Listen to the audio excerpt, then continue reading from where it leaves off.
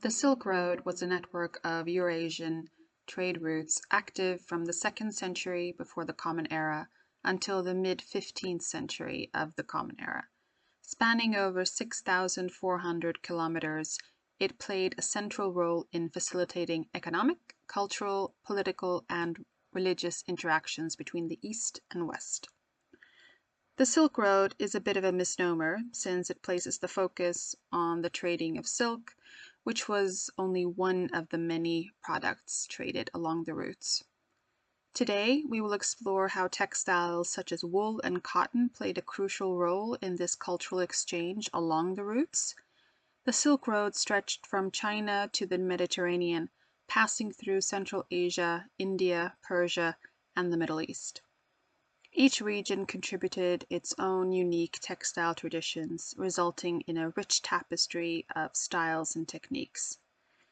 The importance of textiles has become clearer in recent decades, since archaeologists have unearthed many textile fragments from the area around the Taklamakan Desert in the Uyghur Autonomous Region of Xinjiang province. Due to the arid climate, these textiles have been well preserved and show extensive cross-cultural influences. In addition to Chinese polychrome silks, these textile fragments are valuable sources for understanding how early artisans exchanged textile art and technology. This fragment is from a wool tapestry showing a centaur and a warrior. It may belong to the Khotanese culture and is dated to 200 before the Common Era to 200 of the Common Era. It is 116 centimeters long and has a width of 48 centimeters. It was unearthed from Tomb 1 in Shanpula Luopo County and is in the Xinjiang Museum. Along the Silk Road, 4 primary methods of decorating textiles were well known. They included painting, embroidery, dyeing, and weaving. Of these 4, weaving was the most difficult, requiring both professional expertise and complex loom technology.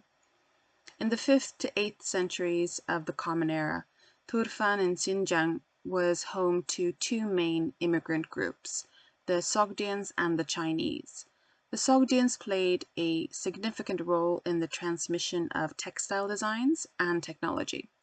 First, as traders, they transported many objects such as Central Asian wool tapestries and Kushano indigo-dyed cotton murals as trade goods or personal possessions along the Silk Road. These goods, with exotic iconography, provided a source of new elements that could be incorporated into traditional designs. Sogdian artisans who settled in strategic communities along the Silk Road, especially in Turfan, worked with both local and Chinese immigrant artisans. The development of new designs suggests that they exchanged ideas as colleagues, comparing motifs and methods of ornamentation. An impetus to the development of new styles and techniques were the wealthy expatriate Sogdian merchants, who must have turned to Sogdian craftsmen in Turfan when they commissioned new textile designs. The merchants commanded enormous resources as a result of their long-distance trade in incense, raw silk, and woven silks. With patrons demanding new textiles, Sogdian craftsmen began to experiment with weaving the traditional Chinese polychrome silk. Initially, the silks that they produced featured a typical Sogdian design, the tree leaf. Then the weavers created simple geometric patterns, such as squares and loops.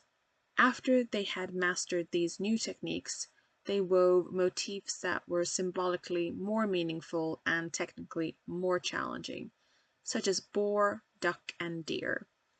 However, this community in Xinjiang underwent a rapid change in the 8th century of the Common Era. After the Arabs invaded Iran, many Sogdians moved further east to Dunhuang, which was primarily a religious center with its artistic activities focused on religious art.